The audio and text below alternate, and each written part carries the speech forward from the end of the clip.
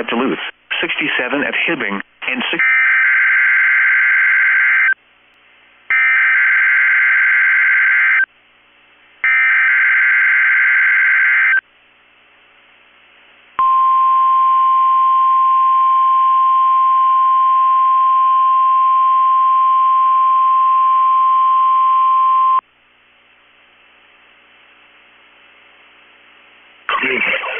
The National Weather Service in Chanhassen, Minnesota, has just activated the warning alarm on 13 weather radio stations across central and southern Minnesota and west central Wisconsin.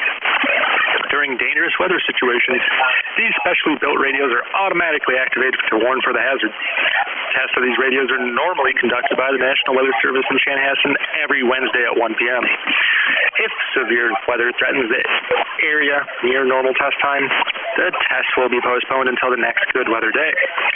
Warning alarm will be activated for selected watches, warnings, and statements affecting central, southern Minnesota, and west central Wisconsin. This concludes the test of the warning system. We now return to normal programming.